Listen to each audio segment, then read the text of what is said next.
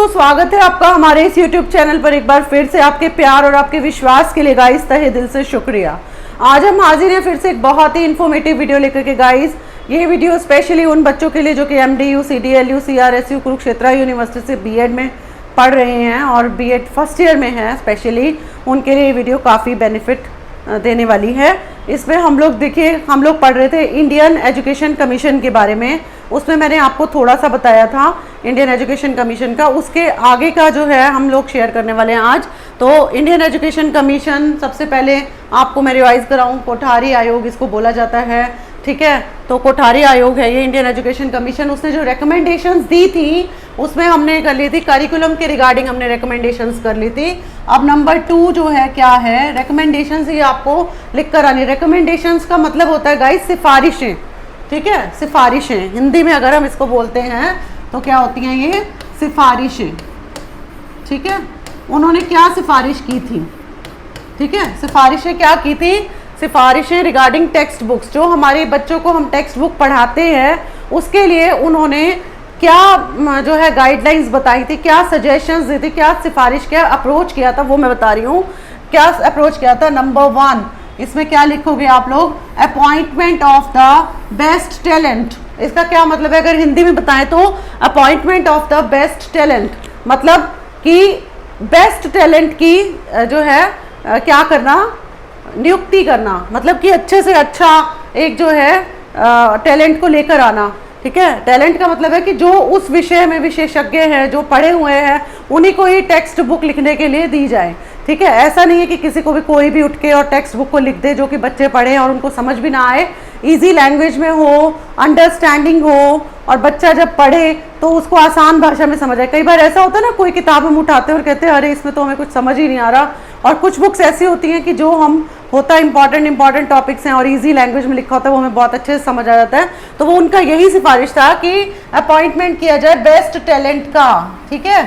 ये बहुत ज़रूरी है। उन्होंने ये बोला कि भाई ऐसे ही किसी को नहीं देना है, विशेषज्ञ हो जो उन्हीं को ही मिलना चाहिए। और दूसरे नंबर पे उन्होंने ये कहा कि ऑटोनॉमस ऑर्गेनाइजेशन होना चाहिए पूरा फॉर टेक्स्ट बुक्स, ठीक है। ऑटोनॉमस का मतलब क्या होता है, स्वायत्त संस्था बनाई जाए। क्या बनाया जाए, ऑटोनॉमस का मतलब होता है कि स्वायत्त, जिसका अपने आप में अस्तित्व होता है। स्वायत्त संस्थाएं बनाई जाए जो कि अपने आप, मतलब उनके ऊपर कोई अथॉरिटी नहीं हो, उनको एक अलग से एक पूरा राइट दिया जाए कि वो अपने हिसाब से किताबों को लिख पाएंगे, होना चाहिए।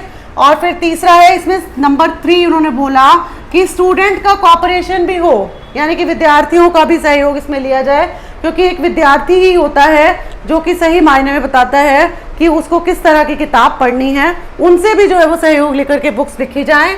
और नंबर 4 इन्होंने बोला no profit no loss basis, मतलब किताबों का जो प्राइस होगा ना वो ऐसा, मतलब ये नहीं होना चाहिए कि अपने प्रॉफिट मेकिंग के लिए जो है आप लोग बुक्स छाप दो, ठीक है, बच्चों को मत देखो, ठीक है, ऐसा नहीं होना चाहिए। No profit no loss basis, ऐसे रेट पे जो है बुक्स मिलनी चाहिए। और 5th इन्होंने बताया कि कॉन्टिन्यूस इंप्रूवमेंट होना चाहिए टेक्स्ट बुक्स का। आपको याद होगा पीछे जो मैंने रिकमेंडेशंस कराई थी, किसकी कराई थी, सेकेंडरी एजुकेशन कमीशन में रिकमेंडेशंस दी थी, और इन्होंने कुछ इंप्रूव्ड जो है रिकमेंडेशंस दी हैं, कुछ मिलती जुलती हैं, कुछ इंप्रूव्ड हैं।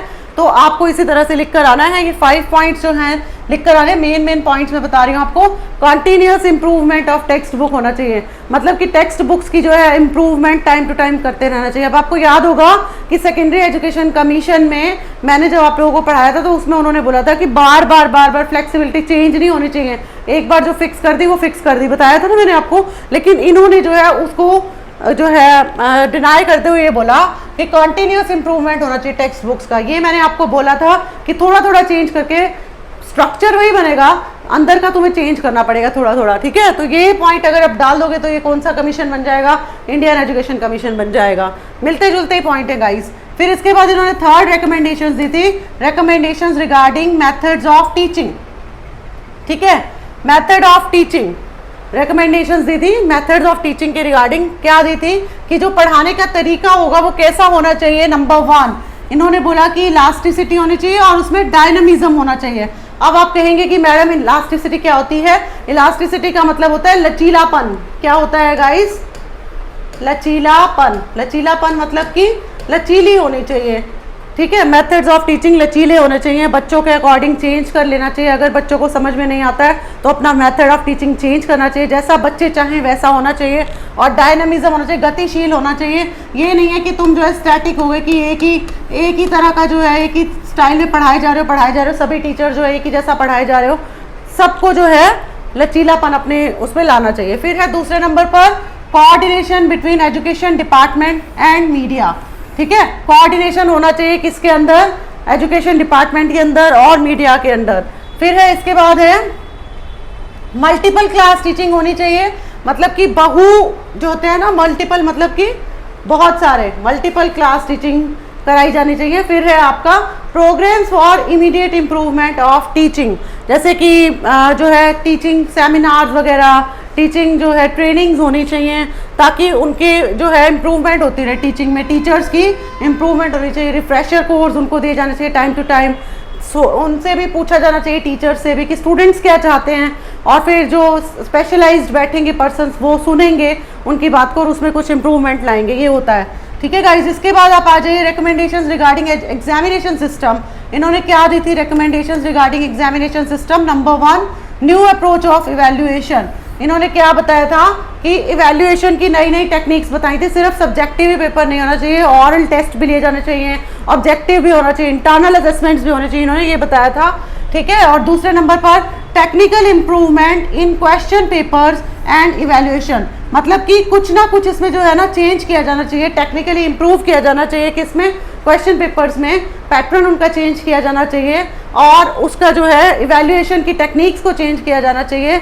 यानी कि जो इवैल्यूएट करते हैं, इवैल्यूएशन का मतलब क्या होता है गाइस, कि जांचना, ठीक है, परखना किसी चीज़ को। तो इवैल्यूएशन की जो टेक्निक्स हैं उनको भी समय समय पर बदली किया जाना चाहिए, उनमें भी इम्प्रूवमेंट लाई जानी चाहिए। इन्होंने अपनी सिफारिश दी थी।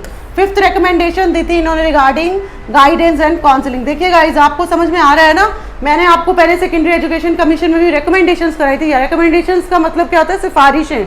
मेनली आपको यही पेपर में लिख कर आना है, सिफारिशें लिख के आनी है। किसके रिगार्डिंग?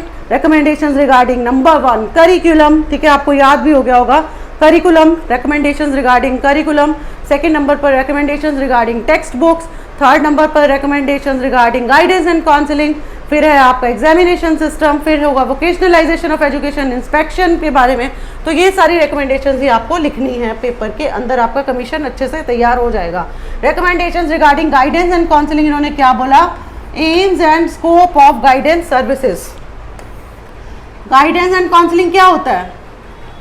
किसको कहते हैं गाइडेंस एंड काउंसलिंग? गाइडेंस का मतलब होता है कि किसी को किसी चीज़ के बारे में थोड़ा सा बताना। जैसे मैं आपको गाइड कर रही हूँ, किसी चीज़ के बारे में नॉलेज है ना जिसको नहीं है, और उसको थोड़ी सी सलाह दे देना। ठीक है, तो ये होती है गाइडेंस एंड काउंसलिंग। तो इसके एम्स लिखे होने चाहिए कि किस एम से हम जो है गाइडेंस कर रहे हैं, सर्विसेज दे रहे हैं, जो हम किस उद्देश्य से दे रहे हैं, उनको क्या बच्चा करना चाहता है, किस साइड वो जाना चाहता है, तो ये तुम्हें पता होना चाहिए। और इसका स्कोप भी पता होना चाहिए, ये पूरा एक निश्चित किया जाए। एम्स और स्कोप जो है गाइडेंस सर्विसेज के निश्चित किए जाएं, ये इन्होंने बताया। और सेकंड नंबर पे इन्होंने क्या बताया? Guidance and different stages. मतलब इन्होंने क्या बताया कि डिफरेंट स्टेजेस पे, प्राइमरी स्टेज पर भी, हर स्टेज पे जो है गाइडेंस मिलनी चाहिए बच्चों को, चाहे वो प्राइमरी स्टेज पे है, चाहे वो सेकेंडरी स्टेज पे, चाहे सीनियर सेकेंडरी स्टेज पे, हर स्टेज पे मिले। ठीक है, गाइडेंस उनको। इसके बाद आप आ जाइए, आपका 6th है, इसमें recommendations regarding supervision and inspection. ठीक है, हमने कौन कौन सी रिकमेंडेशंस कर ली? Recommendations regarding curriculum, recommendations regarding text books, recommendations regarding examination system, recommendations regarding methods of teaching, अब recommendations regarding supervision and inspection कर रहे हैं। नंबर 1 है इसमें upgrading the scales of pay। ठीक है, मतलब उनका जो पे स्केल है उसको अपग्रेड किया जाना चाहिए। क्यों? क्योंकि इनका काम कितना डिफिकल्ट है, इंस्पेक्शन करना। ठीक है, और इनको पूरे दिमाग से काम लेना पड़ता है, तो इनका जो स्केल है वो हाई किया जाना चाहिए ताकि ये दिल लगाकर काम करे। नंबर 2 है इसमें increasing the strength of inspectorial staff. ठीक है, उनकी ताकतों को बढ़ाया जाए। ठीक है, इंस्पेक्टोरियल स्टाफ जो है, जो इंस्पेक्शंस करता है, उसकी ताकत को बढ़ाया जाए। ये ना हो कि वो इंस्पेक्शन तो कर दे, वो तो बता दे अपनी रिपोर्ट को, ऊपर जाके वो रिपोर्ट जो है वो चेंज हो जाए। ठीक है, ऐसा नहीं होना चाहिए। उनकी ताकत को बढ़ाया जाए, उन्हीं की रिपोर्ट को अल्टीमेट रिपोर्ट माना जाए, तब तो कुछ इम्प्रूवमेंट होगा। ठीक है, फिर है थर्ड नंबर पे उन्होंने बताया कि fair proportion of women officers, ये बहुत अच्छी बात बताई, गर्ल्स बहुत खुश होंगी कि यहाँ पर जो है फेयर प्रोपोर्शन उन्होंने रखा कि वुमेन का भी, ऑफिसर्स का भी इसमें हाथ होना चाहिए, वुमेन ऑफिसर्स भी लगाई जानी चाहिए। ठीक है, फोर्थ नंबर पे है adequate status should be given to district education officer. ठीक है, अप्रोप्रिएट एडिक्वेट स्टेटस जो है दिया जाना चाहिए, किसको दिया जाना चाहिए, डिस्ट्रिक्ट एजुकेशन ऑफिसर को दिया जाना चाहिए। ठीक है गाइस, तो ये इन्होंने रिकमेंडेशंस दी थी। अब हमारी लास्ट रिकमेंडेशंस है, लास्ट रिकमेंडेशन है, ये हमने कितनी कर लिया गाइस, ये हो गई 6 और ये है 7th रिकमेंडेशन, लास्ट है आपकी 7th रिकमेंडेशन रिगार्डिंग है वोकेशनलाइजेशन ऑफ एजुकेशन। ठीक है, सिफारिशें किसके लिए, व्यवसायीकरण के लिए, शिक्षा का व्यवसायीकरण करने के लिए सिफारिशें, अगर कोई हिंदी में जानना चाहता है इसको तो सिफारिशें दी गई थी किसके रिगार्डिंग, व्यवसायीकरण के लिए, शिक्षा के व्यवसायीकरण के लिए। Number 1, vocational education should be सब डिवाइडेड। ठीक है, क्या है इसका मतलब कि जो वोकेशनल एजुकेशन, ये बहुत अच्छा इन्होंने बताया था कि जो व्यावसायिक शिक्षा है उसको डिवाइड किया जाना चाहिए, किसमें, नंबर 1 देखो ध्यान से, जूनियर सेकेंडरी स्टेज और हायर सेकेंडरी स्टेज। इन्होंने क्या बताया, जूनियर सेकेंडरी स्टेज पर और हायर सेकेंडरी स्टेज पर वोकेशनल एजुकेशन को डिवाइड किया जाना चाहिए, यही एग्जाम में लिख के आना आप लोग। ठीक है, नंबर पूरे मिलेंगे। जूनियर सेकेंडरी स्टेज पे कैसे, मतलब कि 7th और 8th क्लास वाले जो है ना should be admitted in ITI। ठीक है, ठीक है, इंस्टीट्यूट ऑफ टेक्निकल एजुकेशन जो होता है, ITI जिसको बोलते हैं। ठीक है, तो 7th और 8th क्लास के बाद ITI में जाना चाहिए, और हायर सेकेंडरी स्टेज पर इन्हें polytechnical education should be established for secondary school classes. आपको याद होगा, आप किसी अपने मतलब अंकल से पूछना, आंटी से पूछना, उन्होंने उस टाइम पर जब ये बनाया था तब क्या चलता था, 10th के बाद डिप्लोमा करते थे बच्चे। ठीक है, डिप्लोमा होल्डर्स को भी जॉब मिल जाया करती थी, तो वो यही था, तब यही जो है शिक्षा नीति बनाई गई थी, तो इसी के अकॉर्डिंग ही जो है पूरा सिस्टम चलता था, इन रिकमेंडेशंस के अकॉर्डिंग ही चलता था। तो ये रिकमेंडेशंस जो है उन्होंने दी थी, किसने दी थी बच्चों, कोठारी जी ने दी थी। पहले हमने मुदालियर जी की हैं और ये हमने कोठारी की हैं। अब मैंने आपको बताया था ना मिलती जुलती हैं, अगर आप दोनों को देखेंगे ना तो बिल्कुल जो है माइनर सा ही डिफरेंस है, थोड़े थोड़े पॉइंट्स का ही डिफरेंस है, उन्होंने उसको थोड़ा सा इंप्रूव किया है, क्योंकि कोई भी अगर आता है तो वो पिछला ज़रूर देखता है। ठीक है, अगर मैं भी कोई कहीं जाऊंगी तो मैं पहले पिछला भी देखूंगी, उसके बाद थोड़ा सा उसमें इम्प्रूवमेंट कर दूंगी। तो इसी तरह से ही जो है एजुकेशन कमीशन बनते रहे। अब इसके बाद अगला कमीशन भी हम पढ़ेंगे। अब मैं आपको इसके बाद आगे कराऊंगी नेशनल करिकुलम फ्रेमवर्क, हमारा अगला लेक्चर होगा नेशनल करिकुलम फ्रेमवर्क का। ठीक है गाइस, तो बने रहिएगा हमारी वीडियोस के साथ और इसको ज़्यादा से ज़्यादा शेयर और लाइक सब्सक्राइब कीजिए ताकि औरों का भी भला हो और आपका तो भला हो ही हो। ठीक है गाइस, मिलते हैं फिर अपनी नेक्स्ट वीडियो में। Till then bye and take care guys, thank you.